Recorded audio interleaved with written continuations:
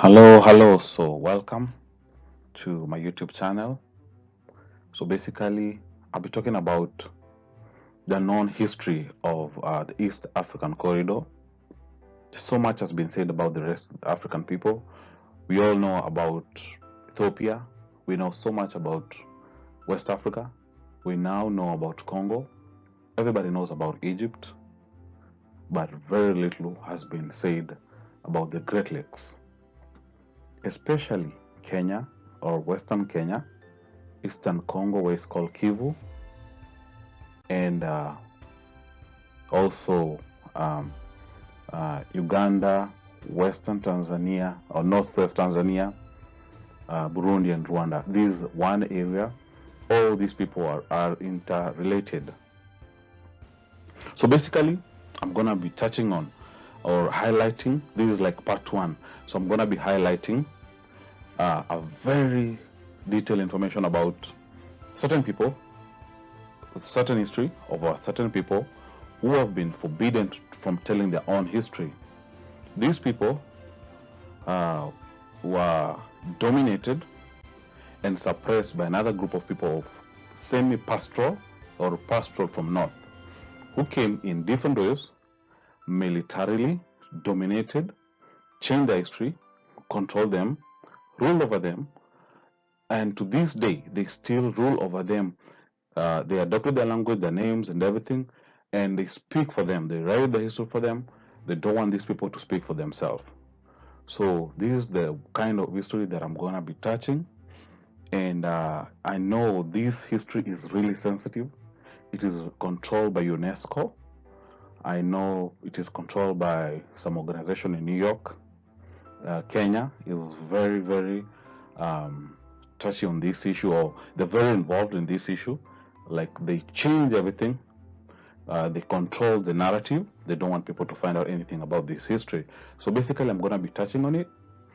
Like I've said, this is gonna be about Hutus, gonna be about Baganda, Luhya people of Kenya, and Suba, Kisi, and some other group, especially Western Kenya, Northwest Tanzania, Eastern Congo or Kivu, people like Banandi. So all these people are related, but nothing has been said about them. So this is a forbidden history. This is one of the most sensitive history, like I've said, and it's prohibited. Nobody wants to talk about it, and whenever people talk or try to share it, it is like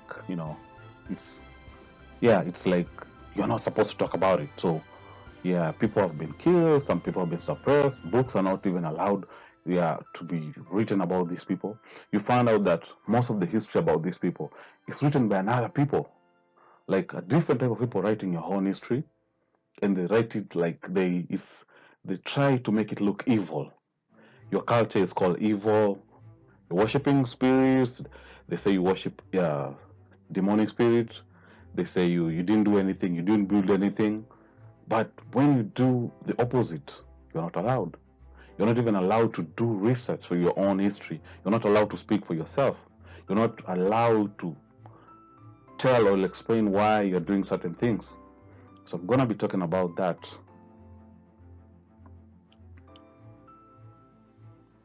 So for history to be history, or to be accepted as history, there are certain things that need to be done, or certain rules.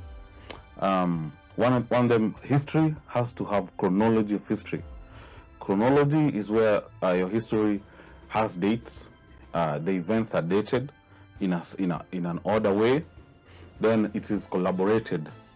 This collaboration is collaborated. It should be well aligned by event, by event or industrial, or things that happen in a way, in certain order. So when history doesn't have collaboration, it doesn't have time frame, it doesn't have language, it doesn't have, today we have DNA, it doesn't have DNA back, the support of the DNA, then that is not a complete history. So today you might find out or discover that most of the history that we have, it doesn't have any support, doesn't have any background behind it. Like it doesn't have support. Like basically the history that goes around or is being taught about the people of the Great Lakes is basically history that it does not align. It does not goes according to what we know. Everything is different, and it just it just it makes people look like inferior because everything is told backward or as evil, or you didn't do this, you couldn't do this, you couldn't do that.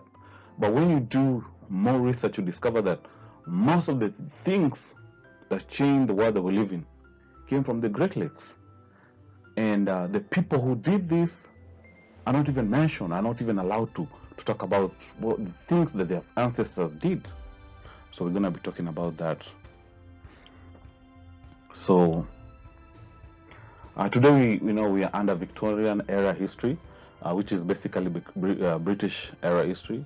They have renamed most of the things. Like we used to. There's a Bantu name for Lake Victoria. It's called Nyanza, but even Uganda used to have their own name for Lake Victoria, but today it's called Lake Victoria. But you go around, especially the Great Lakes area up to South Africa, you find a lot of British names, and you wonder why were they doing this? Why didn't they rename Lake Tana in Ethiopia? If Lake Tana is so important, as they say about the Nile, then why did they change the name for Lake Tana or call it, Victoria? Why did they just name Lake Victoria, Lake Nyanza Victoria, if it's so insignificant? Why did they do that? So you'll discover there's a lot of hidden history around Lake Victoria and the White Nile, and that's why they call it White Nile. They didn't care about the Blue Nile. Nobody cares about Blue Nile. There's so much history around there. White Nile, that's why they call it White Nile. But as you do more research, you discover it has a Bantu name, which is Iteru, which even ancient Egyptians recognized Iteru. Iteru is a Bantu, is a word that still exists among the people of the Great Lakes, especially the Luhya. They still use Iteru, the name for the papyrus, or sometimes the pole inside the heart is called Iteru. So you see, if why would they change this name? You see, so you have to go and find out why they were doing this. So another thing about African history, there's a lot of snitching. There are so many people. If you read like all the historical books about the Luhya in Kenya, you will read about the informants. The informant said this. The informants told us about this. The informant said you could go there. There have been 2 days. The informants did that. The informant says Caverondo, eat this. The informant, So who are these informants? So one thing I've come to, I've discovered is that most of these informants evolved to become the people we have in government today. These are the kids of the informants. So eventually they became the modern politician. Some of them were given, I don't know, should I call visas? They migrated to New York and they become some of the top politicians in New York. And others, ended up in where today called Middle East. Some of them that are there to this day, still snitching against African people to this day. So there's a lot of cover up about this kind of information.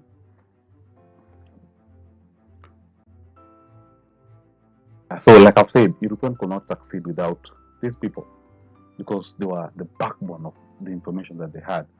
So, this is one example. When you read like a book by, it's called Charles Hobley. He was the first man to do everything in Western Kenya. And when you read most of his books, you see a lot of informants say this, informants say that. Like here in instance, he said, they call themselves Lakoli, but are called Maragoli by the Nilotic tribe in the neighborhood. So you wonder how many of these people, of the same neighbors, did he investigate, and why would he go out to find the name? Like, why was this? If this is so insignificant, like, why would he do that? So yeah, this is the topic that I want to go into. I wanna this is like the highlight. This is just the first highlight. We will go deeper. We will unmask the giant. It is deeper. This is just the outside cream. there's a lot of cover up, a lot of it. So we will try to uncover all this information.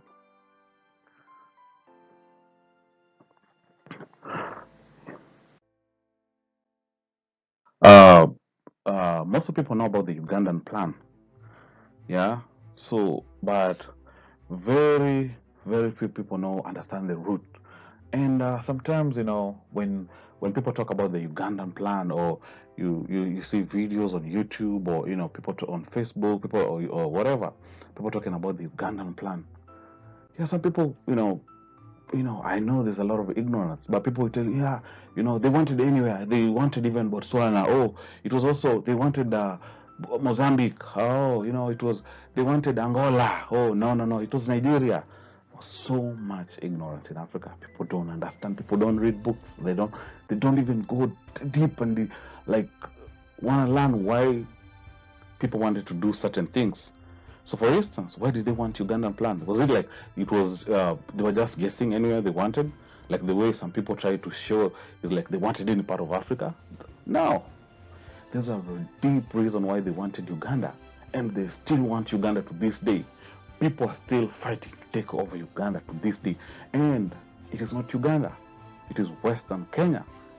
And we will go deeper and deeper. We'll get deeper to this topic because Ugandan plan, these people have been fighting for this area for many, many years. Many, many years. People have been fighting to take over this place. Yeah. So we're gonna talk about it. Um so the question is like why do they want Uganda? Yeah.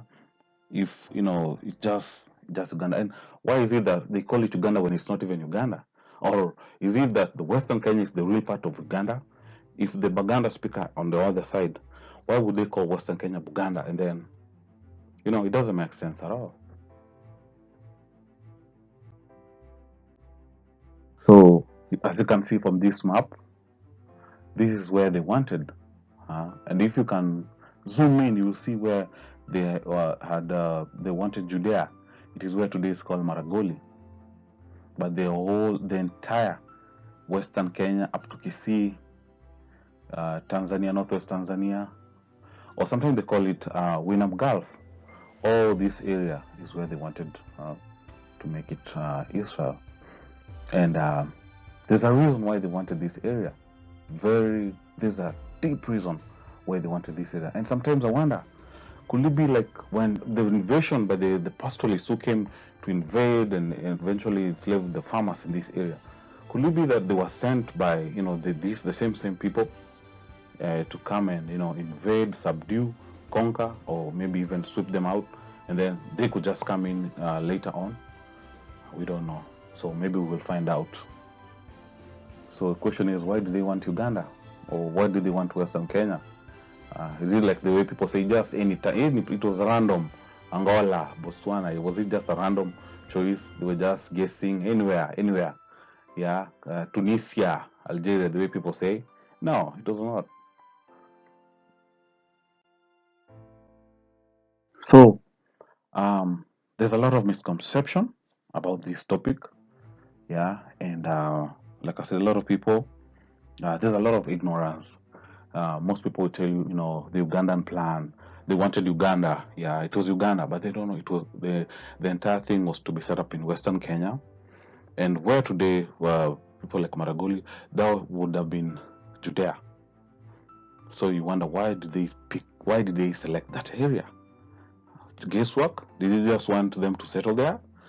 Yeah. Did they just want them to stay there for a while and then move to Palestine? Was that the original plan? No, no, that was not the original plan. You will discover there's a lot to it. Yeah. And very few people know this. Why did they select that area? Yeah, that's the question. Why that area?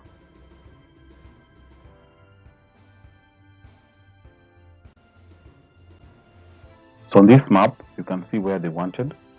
You see, this is the Rift Valley, the Great Rift Valley, starting. I don't know whether it starts in Mozambique or Tanzania. I don't know, but you can see the Great Rift Valley, the red line showing where the Rift Valley passes. So from there up to then just call it entire Western Kenya. This is where they wanted to make it Israel. And some people call Idi Amin ruthless leader. They call him name. They don't understand. Idi Amin was ahead of time. He knew what was going on and was fighting. If it was not for Idi Amin, most of us will not be here, because they were planned to, I don't want to, YouTube is, I know sometimes it's sensitive, it won't even allow me to share this information, but there were plans to either, I don't know what they wanted to do with us, because the Swahili people, they used to call them the caravan, they were sent to Western Kenya.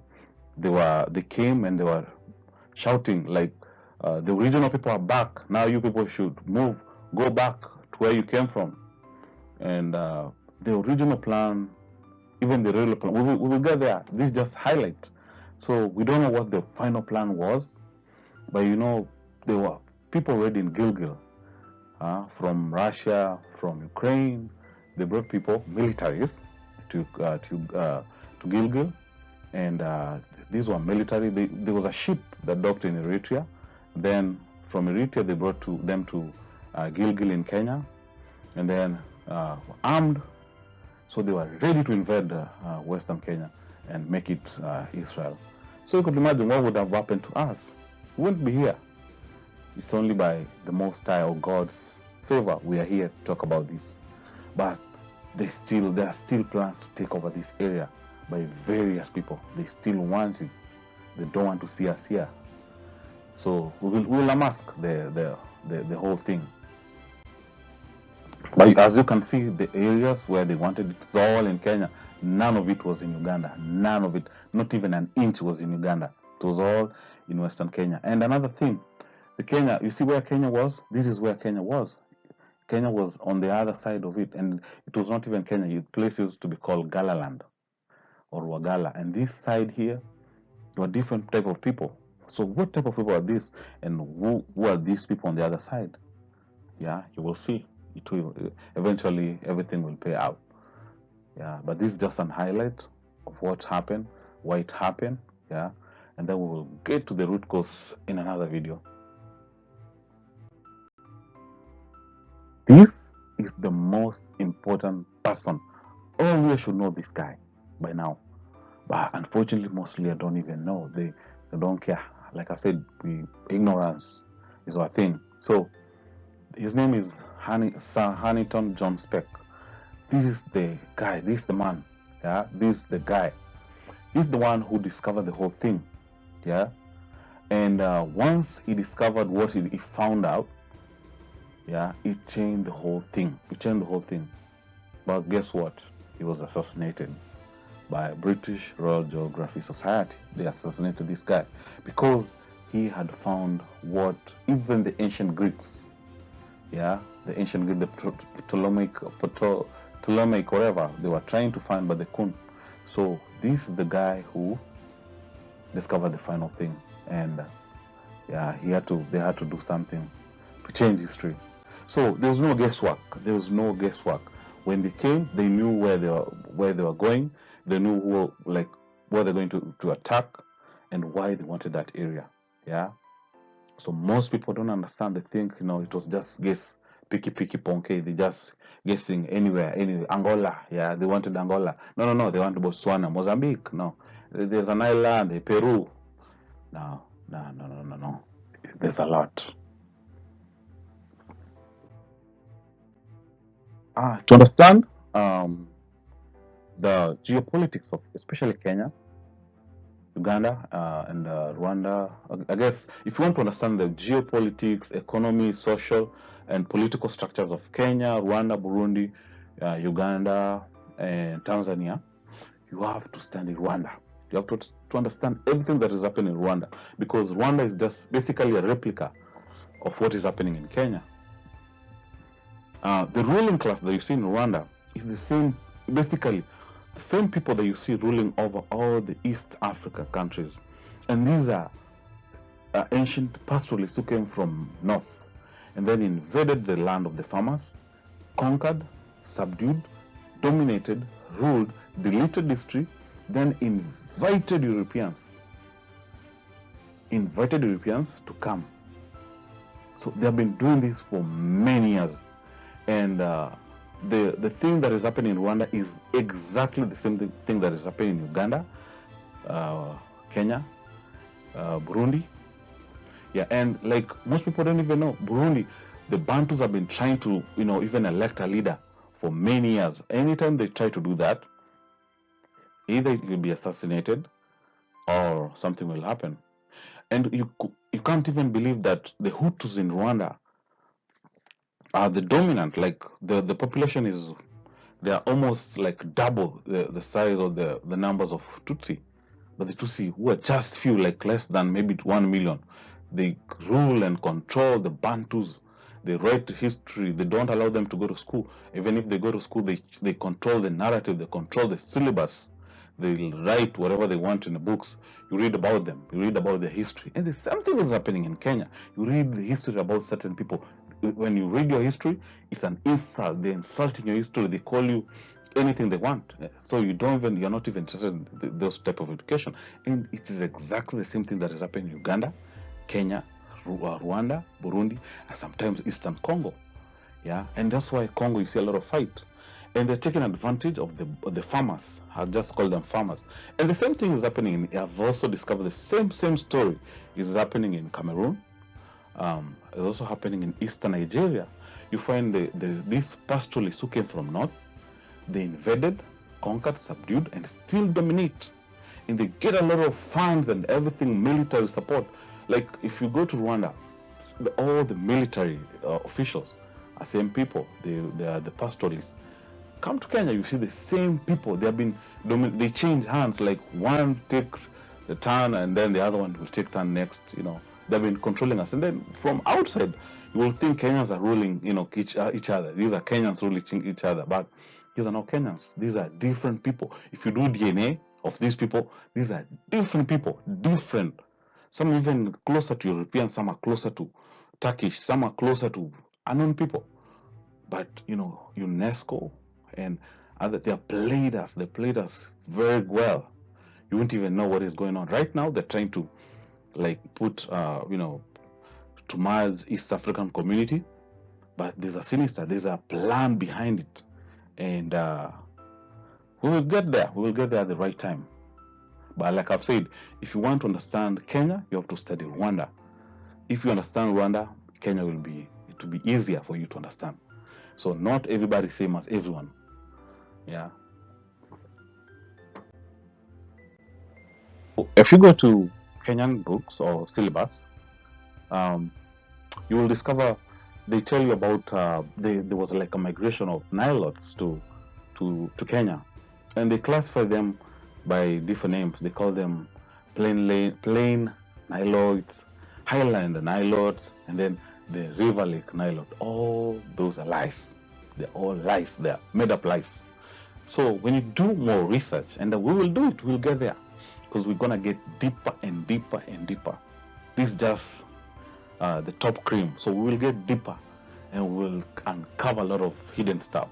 So when you do deep research, let me, as you can see from this picture, can you imagine if you go to a lake or a river and you find people like this, armed with long arrows and whatever this is, I don't know. Would you call these people river lake Nilotes? Or would you classify them like fishermen? Are they fishing? Can you fish like this? Why would someone call somebody fisher or fisherman, whatever, or fishing when they're armed like this? If you look at these people, clearly these are military organization. These are military. These are people who are highly trained military organization. Yeah, you can see this is like the parade. They were doing parade, and calling them fishermen or whatever, like river lake Nilos or whatever, is a lie. And someone knows this, like the way they have changed history and try to create fake stories. Like, come on, how do you call people like this river lake Nilos? What kind of fishermen are these? I mean, it's crazy.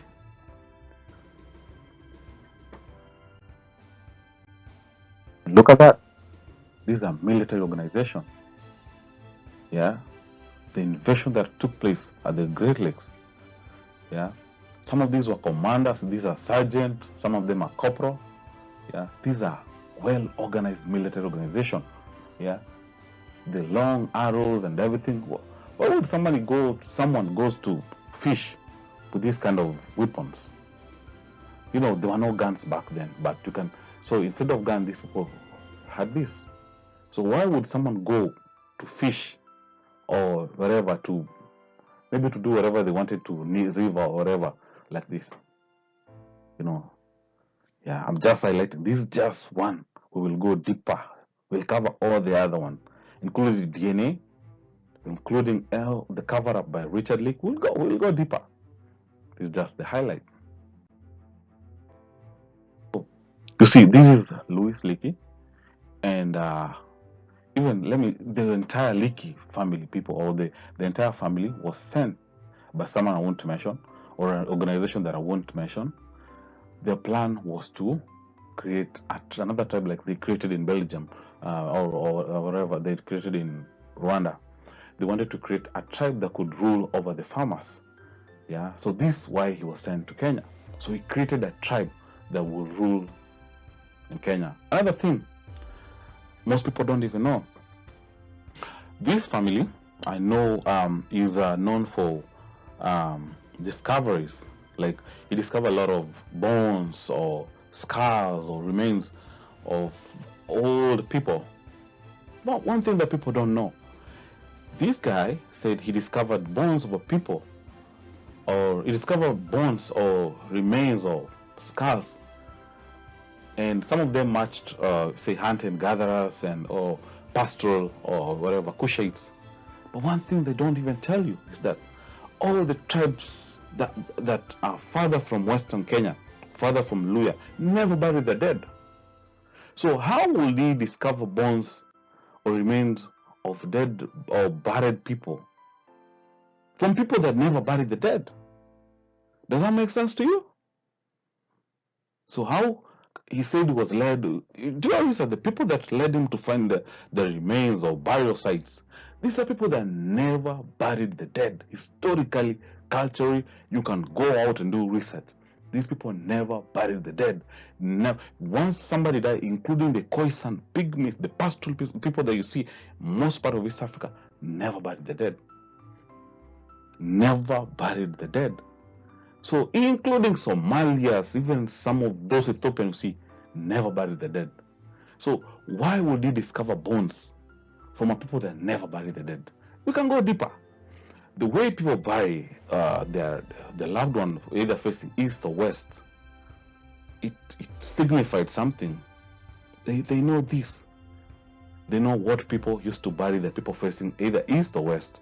I'm not saying everybody or every community never buried their loved ones. Some did, some did not. Majority adopted either through Islam or Christianity. But culturally, now I'm talking about cultural, the original people who used to bury without influence of any religion or any influence from any outside group. In Kenya, the Luhya people don't want to mention it. Yeah, they don't want it, because this is like an attack. It's like a spear on a pig or what? Yeah, because it will cut, it will expose everything. These are lies, all lies, made up lies. Hey, we discovered the bones of 3,000 years remain of Khoisan. That's a lie. That's a lie. That's a lie. These people, they used to smear the dead with the blood so that the hyena can eat everything, eat the bones. And even the Khoisan will leave the body and move away from that area for good. They will never go back to that area. The pygmies used to sometimes live. They will leave the area, will not bury the dead. Some used to leave them at the corrals, put on the cow dung, and then leave the area for good. So now Richard Leake will come to Kenya, discover the bones of these people all over the place. See, some of them we call Ramapithecus, whatever. Say they are not even human beings. These are the bones of unknown species. So many lies.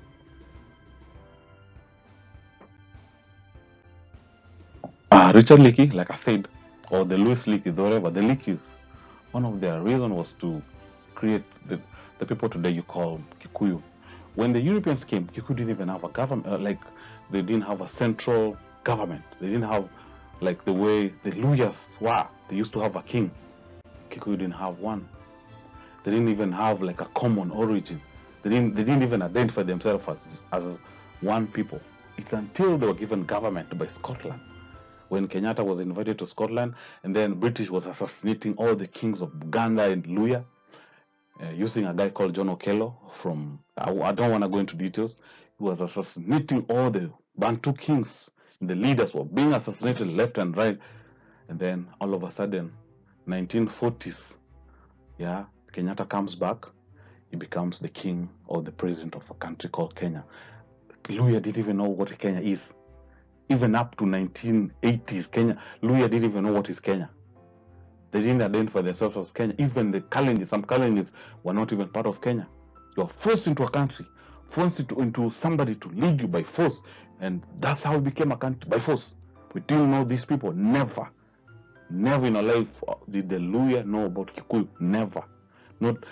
There's nowhere in the history of the Western Bantus, the people that you call Luhya today, did they say they knew about other people there?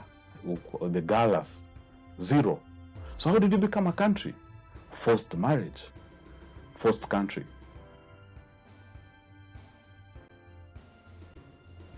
So there's another lie by the establishment or the system, the Victorian era historians. Example, if you read books, especially, they made some silly mistakes. Yeah, when you're trying to hide something, make sure you do it professionally. Don't do it cheaply. Don't do it like the way they did it. Like example, you say British made King Mumia of Wanga, or they appointed him as the chief. Now, does that make sense to you? Especially if you go to Zambia, go Malawi, go to Tanzania, if you go to Eastern Congo, you go Uganda, Mwani means king. So how do you appoint a king to be a paramount chief? So when you say you appointed King Mumia Wanga, it's like saying I appointed President Biden to be a chief. Does that make sense to you? How do you appoint a king to be a chief? Mwami is the title of a king. So how do you appoint a king to be a chief? Also remember, before King Wanga, there were many other kings. Like if you go to Western Kenya today, Mumia was like, I don't know, it was like maybe 100 and something king from a lineage of many other kings. So how do you appoint a king, somebody who's already a king? How do you appoint him to be a chief? It was already a kingdom. And this kingdom, you go to Uganda, they will tell you, we had like chain of kingdom there, starting from Bunyoro, going all the way to Zimbabwe, yeah, and Eastern Congo, all the way Burundi, Rwanda. These are kingdoms under one kingdom. And then they were called chains of kingdoms. So then British comes in, then appoints a chief to dominate or to control. It doesn't make sense. It's the same silly mistake that Kraft and Redman made. When these two guys, after they were being kicked out from Ethiopia, after they went there to try to convert the Ethiopians to Christianity, the American version, or the European version of Christianity. So they were kicked out. In fact, he was beaten up in Ethiopia. Kraft was beaten up. So he came back to Kenya. The first silly mistake he did is rename Kilimanjaro, Mount Kilimanjaro. So how do you call it Mount Kilimanjaro? Does that make sense to you? Especially if you know Swahili, Maasai, and English. How do you call it Mount Kilimanjaro? Jaro is Maasai for mountain. Kilima is Swahili for mountain. Mountain is English for mountain. So how do you call it mountain? So how do you call one place mountain? You see, these were silly mistakes. They were in a hurry to hide everything. Hide. So you find a mountain, you call it Mount Kilimanjaro. So how does that make sense? How do you call a place Mount? Kilima is Swahili for mountain. Jaro is a Maasai for mountain. Then you have the Mount, the Mount Kilimanjaro. Doesn't make sense. So these are silly mistakes British did. like I've said, King Mumia Wanga. Huh, is a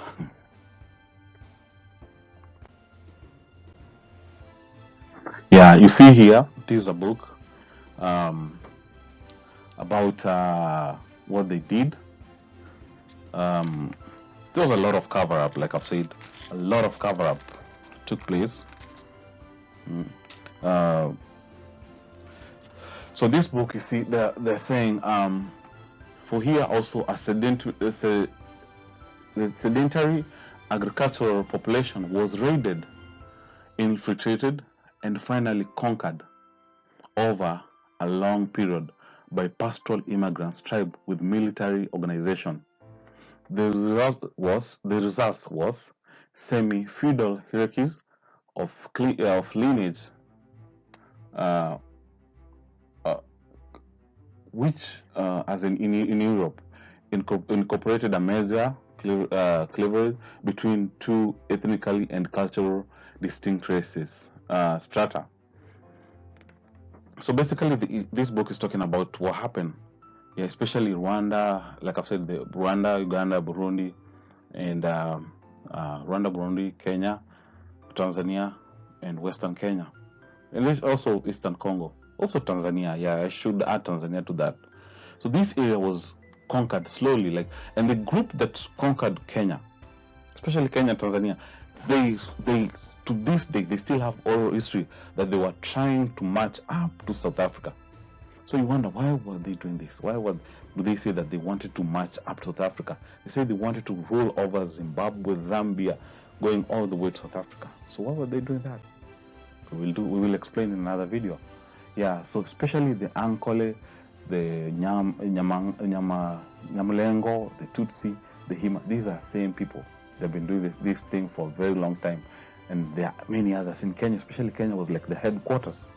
Yeah, Kenya it was the headquarters. But all this wave, the one you see in Cameroon, the ones you see in Eastern Nigeria, the same people you see even as far as Ghana or the Sahel belt, yeah, the Central Africa. All these people came from Sahel and Wahoo, yeah, but their mission or their chain of command was in Ethiopia and Eritrea. They came from there. They were sent in waves to go and conquer and create lordship. Yeah, like in Kenya, in Luhya and Bunyoro, they created what is called Mpakompako. Yeah, Mpakompako is lordship, feudal leadership. Yeah, they were like, we are the servant, and then they were the kings. Yeah.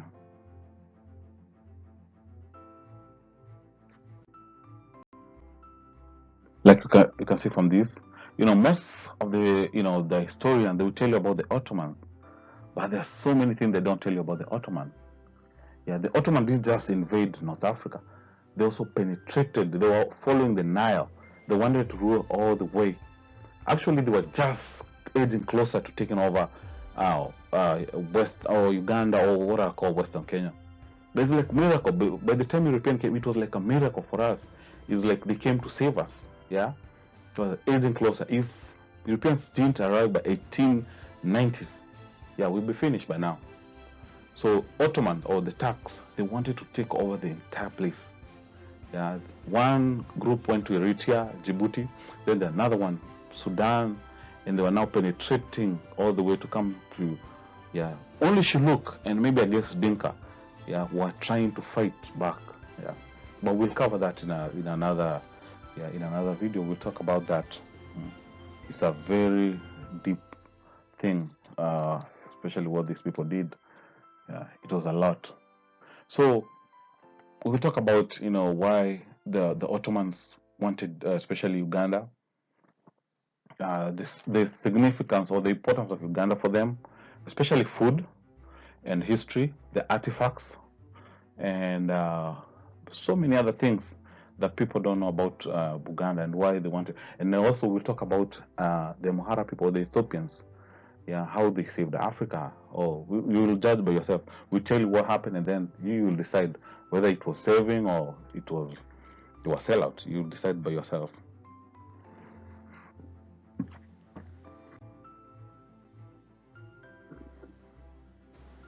So by after Ottomans had already taken over most part of North Africa, or what they call MENA, taken over the entire Africa, North Africa, they were trying to come down, like following the Nile, and there's certain things they were interested. So when British, or after the Portuguese are left, the British and the Germans came in, because the Portuguese and the Spaniard were sent by these people, but from Europe now, from Spain and Portugal. So after they had left, then many years later, these people, the British and Germans came in. So in this book, it says in 1896, the British government bankrolled the construction of a railway line stretching from the port of Mombasa to Lake Victoria. Thus connecting Uganda to the outside world. The colonial government recruited the service of the Indian coolies. So down there it continues, says the railway will make it easier to protect Uganda and its Nile headwater from foreign invasion. I hope now you're starting to understand why everybody wanted Uganda. Not Uganda really, but where the Nile begins. So the relationship between Luhya land, or Western Kenya, and Suez Canal is intertwined, or it is tied together. Like, if you whoever controls Suez Canal has to control where the Nile begins. It is spiritual, it is physical, and it is historical. Whoever controls these two places, like in between where the Nile begins, the Red Sea, up to where the Luhya people are, that area, rules the world. I will tell you about Kivu. We'll talk about Kivu because it's one geographical area, it's one political, one genetic people, the inheritance of different people. I'll avoid Bible for now, because if I go to Bible, we will confuse people. So let's just talk about the historical events. So whoever controls this area rules the world. It's that simple. So you see, when British came in, British was not a superpower then. In fact, they were bankrupt. But as soon as British took over Great Lakes, and Kenya, not Kenya, I would not call it Kenya, Luhya became its protectorate. When we became the protectorate of British, British became a very powerful empire. It went east, conquering in wherever it wanted. It conquered all the nation. And as soon as British was now, it was going down, then America picked up. You see, now the Obamas were being taken from Kenya, from Western Kenya, and taken to America, to New York. They were taken there, their forefathers were taken there to snitch. They were the informant. These are the sons and daughters of the informant. They were taken there to rewrite history, to New York. It is called the JFK program. When these people were airlifted, taken to New York, they are still doing it to this day, taking people from this area and from Kenya, not just Luo, but even the Kikuyus are involved in this. When they're taken to New York to go and rewrite history, to give snitch, to tell them about the medicine, to tell them about everything. They learned everything from us. They learned surgeries from us. We were the first people to do surgeries. We're the first people, they call it nilotic medicine, but it's not nilotic. Everything, it started right there. So once they told them everything, and they still come in and spy on us, go to UNESCO in Nairobi, write everything, and then write as if it's their own history, right? That's what they do. So people don't even know this. In fact, the oldest seeds, I don't want to go to the Bible, the oldest seeds, and everybody knows this, were only found Uganda, Western Kenya, and Zimbabwe. Oldest seeds.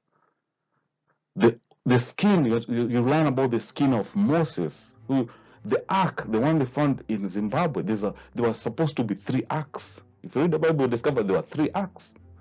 The first ark was stolen from Zimbabwe, another one stolen from Western Kenya. They know this. We will talk about this in another topic. So whoever controls this area controls everything. It is so important to know this information. Yeah, it is very important. In books, they tell you about the Ugandan railway. Yeah, you read, oh, British, constructed the railway from Mombasa to Uganda. But now, if you do a deep research, this railway reached Uganda in 1931, but it was already what is called Port Florence, or Nyanza, or sometimes Nyala, or Luhya land. Let me call it Luhya land because it was Luhya land. Some Luhya will say it was, but it was not. We will see. You will learn everything. But as soon as it reached there, it was final. They didn't even want to go to past there. In fact, it reached Kampala in 1931. It was a single line, and it was not even active. Used to go to Uganda once after maybe 5 months. Yeah, it was not even that important. It's still not important to this day. But as soon as this railway line reached Western Kenya, that's how British became a superpower. It's a secret. They know very well. Except you, except some of us. Yeah, we don't know this information. The land, this land, the land that we step on, can be a curse, but also can be a blessing. Yeah, this information they don't want you to know.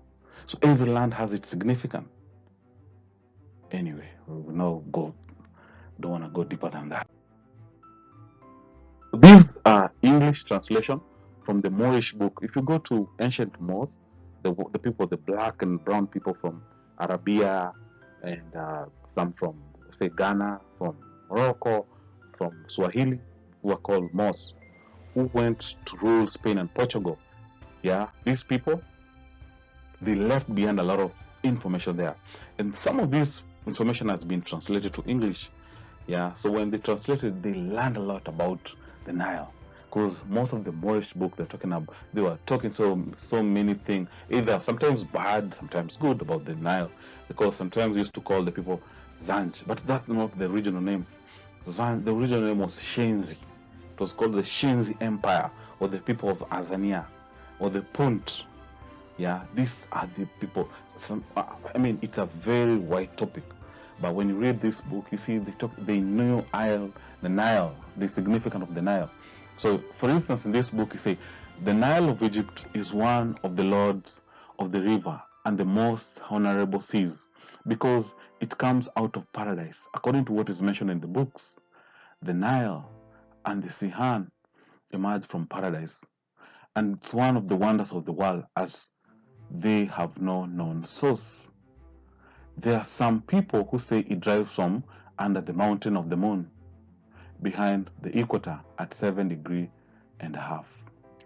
For your information, before European infant stepped in Uganda or Western Kenya, they already knew equator passed through Luhya land. They already knew that information. All the way to Ghana, they knew that. But they were told in Kenya, especially Western Kenya, up to Ethiopia, there's a phenomenon like around the moon, where the moon, they call the land of the moon or the mountain of the moon. You see, the clock doesn't change. Like every morning it is 6 a.m. When it's 6 a.m., it's 6 a.m. throughout the year. And when it's 6 p.m., it is 6 p.m. throughout the year. The sun doesn't tilt. The sun doesn't go either north or south. It's same time zone throughout. So this is a very important area. Very, very important area. But, we will talk about it. This does, yeah. This is a book by, I think, Idris. So, like I've said, most of these books were left in Spain, and they have been translated. They speak so many things about the land of the Zanj. And some of them, you'll always have good people talking about good things about others. Some will talk bad, but most of the books about Zanj, you can go out and do your own research, how they talk about the land of the Zanj or Azania. You'll see, you will learn everything by yourself.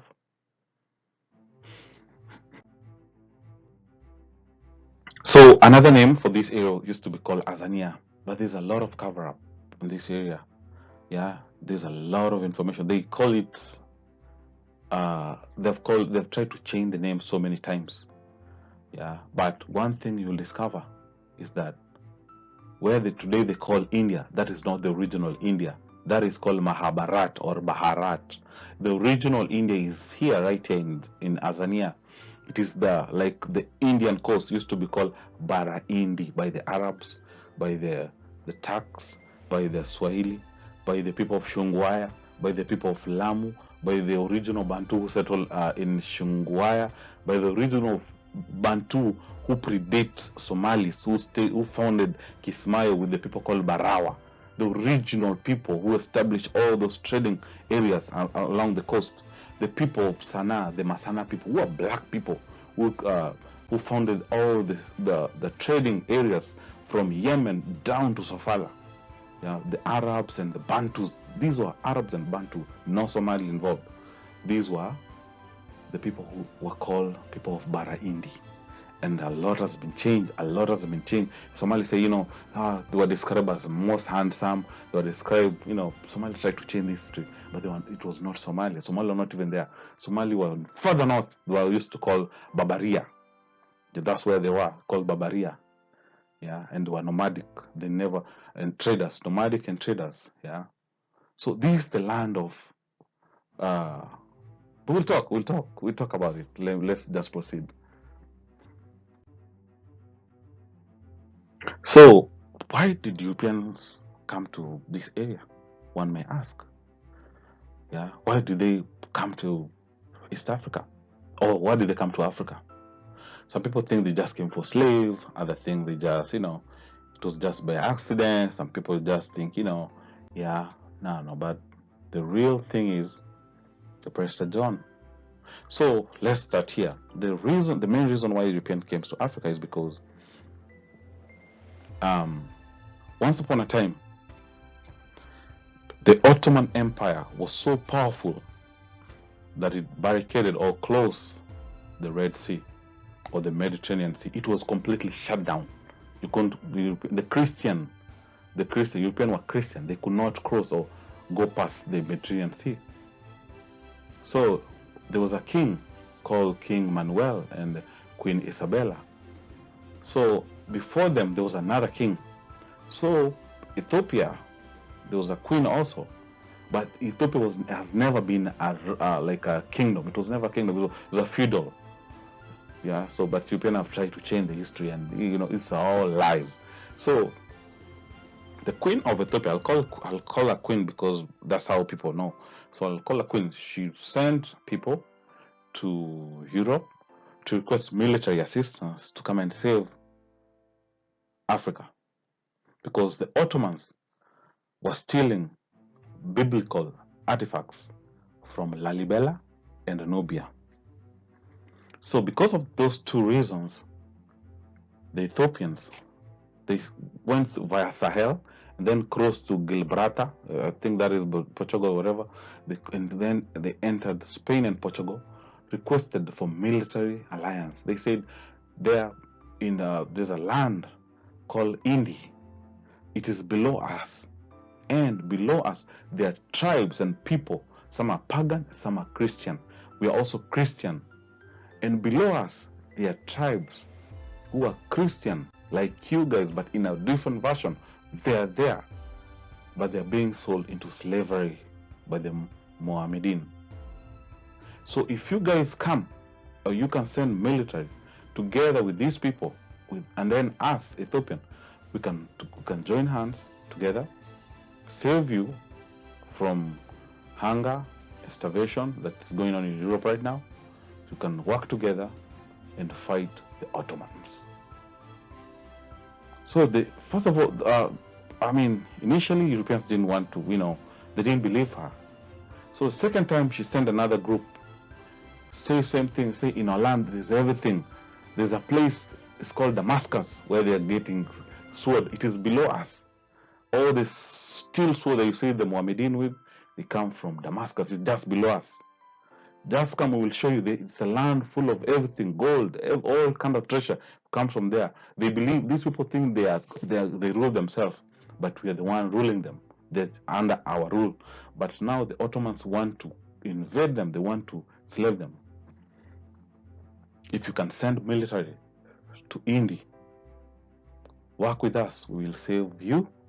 Or not only will we save you, or not only will you save yourself, but also you'll save our Abyssinia, and also save the people below us, who are the lost 10 tribes below us.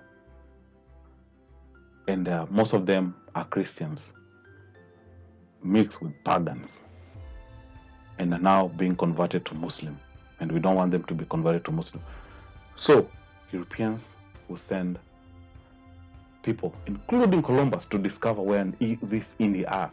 Columbus was the first person to send to find out where the land of the Indi was, but he discovered another people called the American Indi, but that was not the original Indians that were looking for. It was until Diaz and Bartholomew and then Vasco da Gama discovered where Bara Indi is.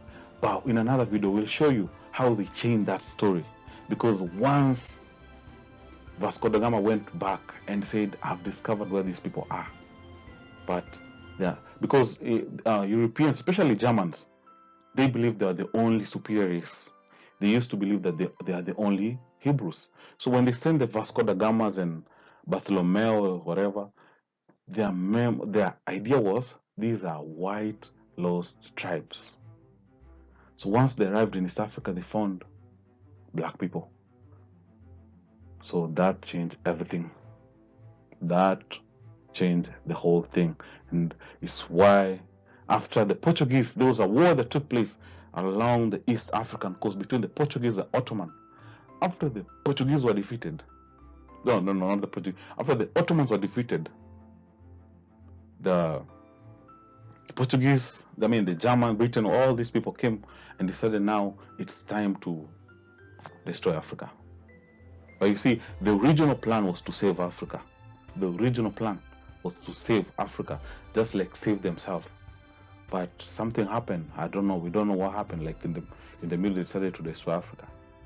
These are the people, and the way that, if you look at the history of especially Britain, when they came, they had good plan like for Africa, but something changed. They decided to steal from us.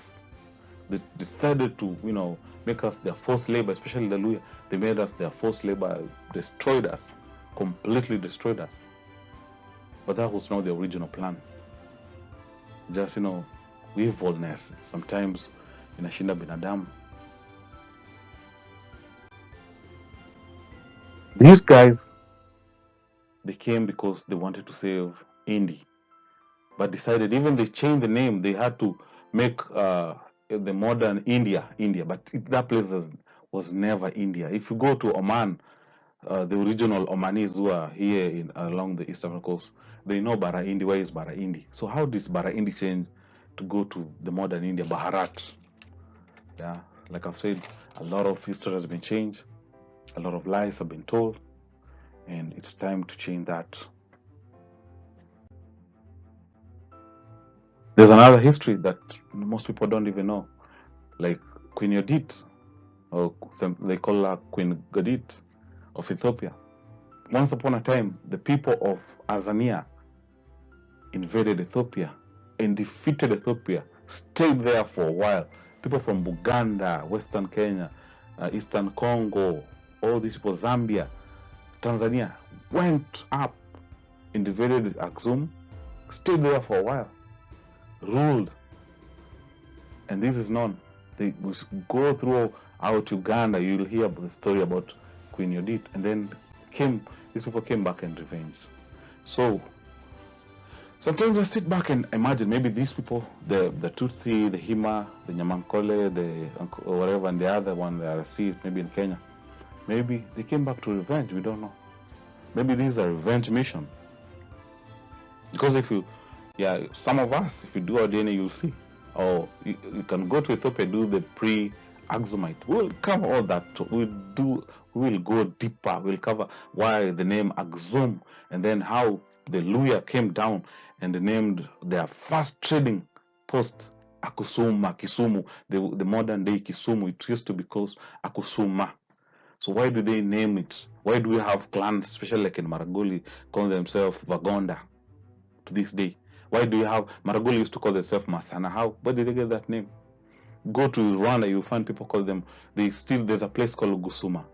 How do they now acquire this name?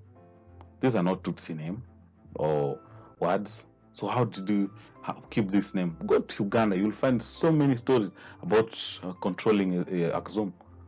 And the potteries, the people who used to bury and place pottery on the head, these were not modern day Ethiopians. And they follow a pattern from Uganda all the way to Axum. And they come back to Western Kenya. Burial, putting pots on the head. Europeans have created so many fake stories about this. They have hide and lied and done a lot of cover up about this. They don't want people to find out. Yeah, these pottery burials. Yeah, and especially when they found Maragoli still doing it, even up to 19 as late as 1920. People used to be beaten up. Say stop doing it. But now the modern day people in Israel, they're doing it. When people are dead, they put like a broken pot, they put it on the head. Yeah. But now us, we're told, no, this is evil. Stop it. But now they're doing it. Now it's now good. Now it's good for them. But for us, it's evil. So this is King Exana, this guy, yeah, he was one who changed history for good. Invaded Nubia, invaded Mount Nubi, deleted the history, stole the books. Yeah, one of the books that he stole is called Suba of Soba. Yeah, this is the oldest book in history. I think it was the book of Noah or book of Moses, because it documents the story since Noah to Moses. And they were changed to, the whole changed to GEs. And these are the books that you call today Jubilees, Maccabees. Yeah, they were original in Suba language. All stolen from Nuba and Nubi Mountain by people. They belong to the people called Chwezi, the priestly people. Nobody wants to mention that. The Chwezi, the only priestly people. Yeah. When the Lembas in Zimbabwe say we migrated with the Shenzi people, where did they meet the Shenzi? Did they meet the Shenzi in Mombasa? The Shenzi people are in Uganda. So how do they migrate south with Shenzi people from Uganda, but they don't know about other priestly people in Kenya and Uganda? They talk about the drum, same drum stolen from caves in Kenya, Western Kenya.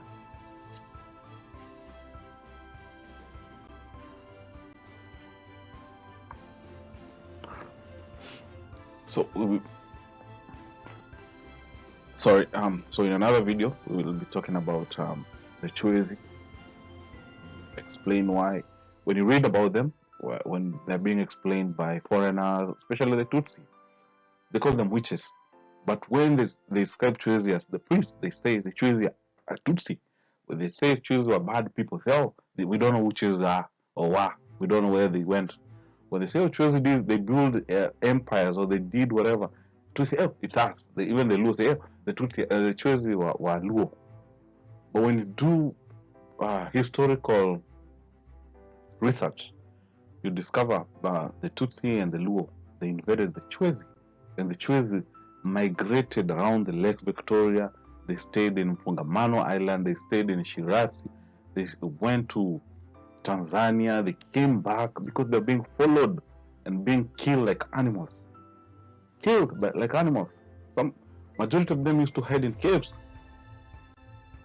And it's believed one group migrated down south, yeah, and another one came up north, settled among. Became the Luhyas, the drum keepers. So when it is negative about Chwezi, then it becomes we don't know about them. These are maybe the Bantus. When it's Chwezi were priestly people, they did good things. They used to bring rains. They used to do this. These are the priestly people. They say, oh yeah. It's Luo and it's Tutsi. Yeah, it's us. Yeah. Just do a research about the Chwezi. There's a lot of cover up. Batembuzi. Cover up about the Batembuzi. The Mara. So us as Luhya people, or myself, let me speak for myself. I don't want to speak for anybody else. Personally believe there are waves of people or like there's something that happened and the farmers were kicked out from all over Africa. I personally believe that the farmers are not just where they are today. They used to live as far up as as Yemen and along the coast of East Africa, all the ways down, then Angola, then go up to as far as the borders of Morocco, around there. Used to be farmers all over this place, but they were all pushed and like forced into small areas by these pastoral groups that came from Egypt. One wave come from Egypt. There's another wave came from even further north, maybe Iraq. There's black people, just black versus black. You can learn this from Professor Mazrui. He has written a lot of historical books about this. These were just basically blacks fighting fellow blacks. Just like today, it's still happening. Blacks fighting another black people. So there were two waves of two black people. They are, sometimes you can call them Asiatics, semi-pastoral, pastoralists, yeah, whatever. But this group came and kicked the farmers all the way from wherever they were staying, and then colonized them in Africa. And they're still doing it to this day, colonizing the farmers to this day. In fact, in East Africa, it is like it's forbidden. This is now between British. They have a caste system. It's like becoming a police or a military, and you're a farmer or a Bantu. It's like it's not acceptable. You're not allowed to do certain things in a country like Kenya. You cannot. Yeah, but from an outside, if you're like from an outsider, you think, yeah, these people are just living together, they're just in harmony. But that's not true. There are things farmers are not allowed to do. So my own belief is that there was the Bantu migration. They say the Seligman theory, Bantu coming from west to east. It is opposite. It is east-west. Yeah, and there are so many people in West Africa today. They would tell you they came from the big river, they came from northeast, they came from, and you can find the names that are still found in places like Western Kenya. You find them where? In West Africa.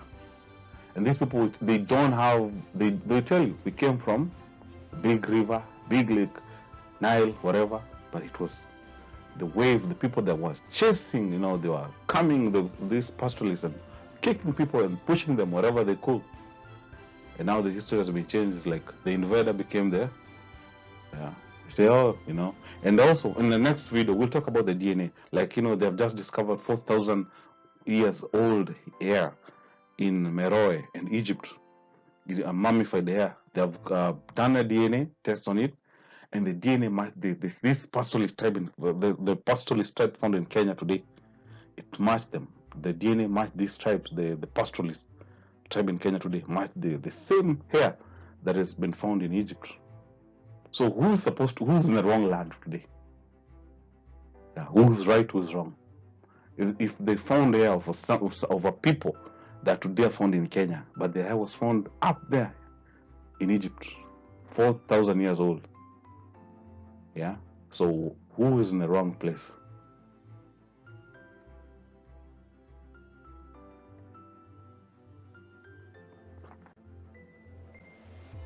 So, as I end this, just wanna say something. Yeah, this is so important because it explains everything. Yeah, Europeans,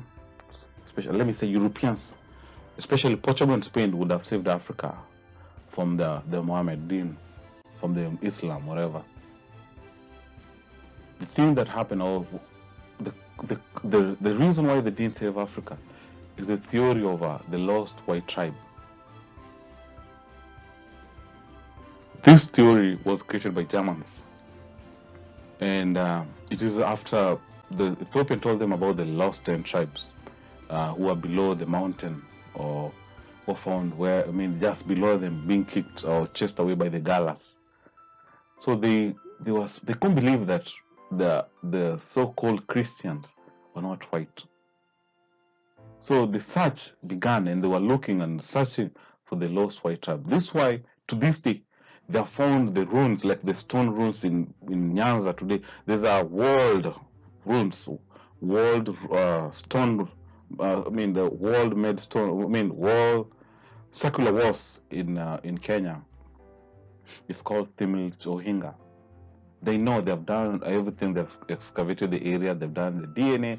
They've checked the pottery, the Urewe pottery. They know who did that. They know it's the Luhya people. But because they don't want to accept that it's the Luhya who built those things, they say, no. The lost white tribes came down, built this thing, and then disappeared.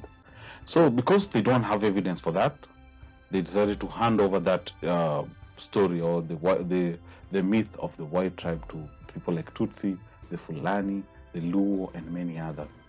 All these friendly tribes that you see working together with Europeans, they believe they are the lost white tribes that came and civilized the farmers.